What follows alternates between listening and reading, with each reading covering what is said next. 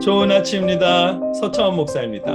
오늘도 예수님을 통해 하나님의 자녀가 되었다는 귀한 사실을 기억하며 감사하는 복된 날이기를 축복합니다. 오늘 이 아침에 우리가 함께 읽고 나누려는 하나님의 말씀은 에베소서 4장 9절로 10절까지의 말씀입니다. 제가 받들어 읽겠습니다. 올라가셨다 하였은즉 땅 아래 낮은 곳으로 내리셨던 것이 아니면 무엇이냐? 내리셨던 그가 곧 모든 하늘 위에 오르신 자니 이는 만물을 충만하게 하려 하심이라. 아멘. 어제 말씀에서 에베소서는 시편 68편 18절의 말씀으로 모세보다 위대하신 예수님을 말씀하셨습니다.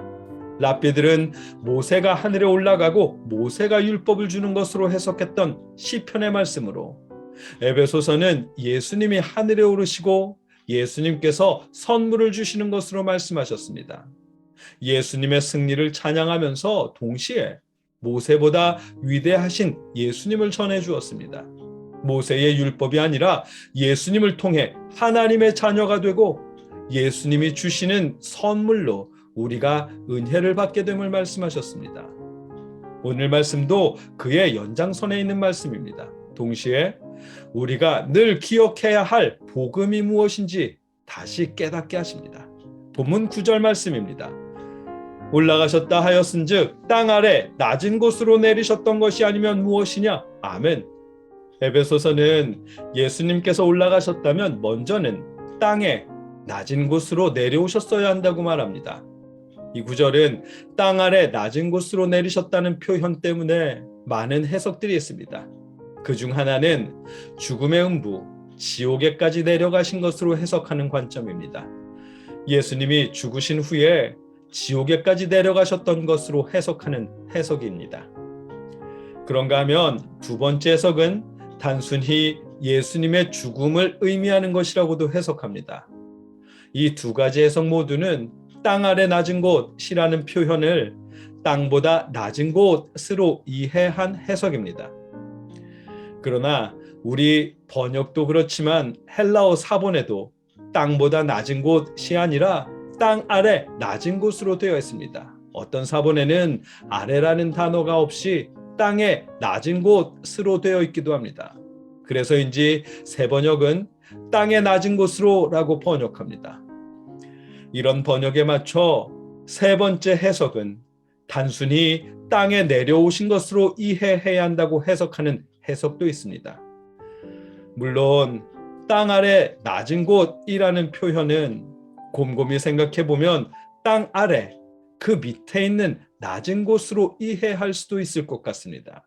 그래서인지 공동번역은 땅 아래의 세계에까지 내려가셨다라고 번역합니다. 하지만 많은 주석가들은 땅과 아래 낮은 곳을 같은 의미라고 말합니다. 즉, 땅 곧 하늘보다 낮은 곳이라는 의미로 이해해야 한다고 말합니다.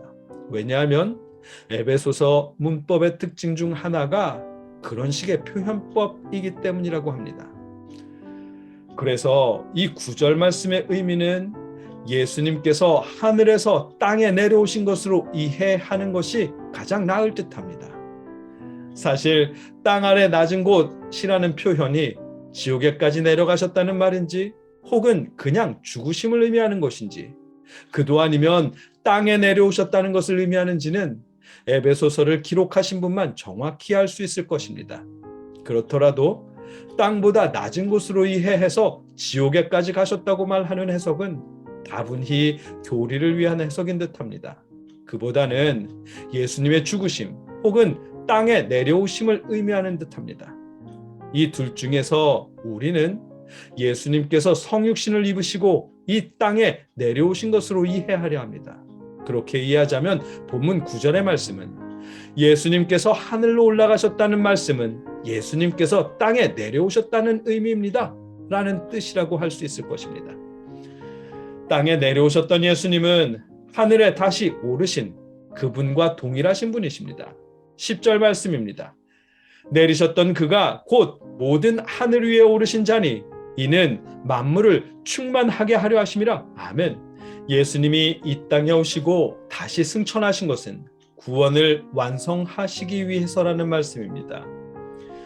에베소서의 구원은 단순히 하나님의 나라 천국에 가는 것만을 의미하지는 않습니다. 에베소서의 구원은 하나님의 자녀가 되는 것을 의미합니다. 예수님을 통해 하나님의 자녀가 되었기에 하나님이 주인이신 하나님의 나라에 갈 수 있게 된다는 것입니다. 그 일을 위해 예수님께서는 이 땅에 내려오셨습니다. 사람들을 하나님의 자녀가 되게 하셨습니다.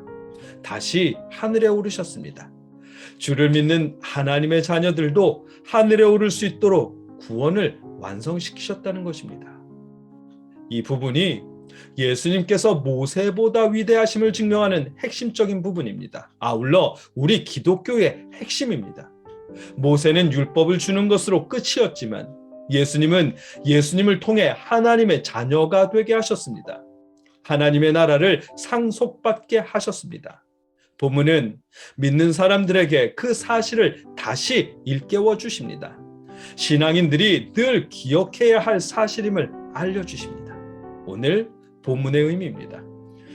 예수님은 이 땅에 내려오셨습니다.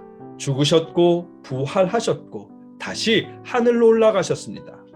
이 모든 일련의 과정은 하나님의 능력을 나타내 보인다거나 부활의 신비를 보여주기 위한 퍼포먼스가 아닙니다. 예수님을 믿는 자들로 하나님의 자녀가 되게 하시고 하나님의 나라를 상속받게 하시기 위한 하나님의 계획과 그 계획의 성취를 보여주시는 사건이었습니다. 이 사건은 우리 기독교에서 가장 핵심이고 결코 잊어서도 안 되는 사건입니다.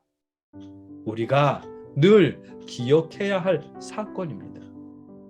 여러분과 제가 삶이 바쁘고 고달프더라도 주님이 이 땅에 오셨고 다시 하늘에 올라가셨음을, 주로 인해 우리가 하나님의 자녀가 되었고 또 하나님의 나라를 상속받게 되었음을 늘 기억하며 감사할 수 있게 하시기를 주님의 이름으로 축복합니다. 함께 기도하겠습니다. 사랑의 아버지 하나님,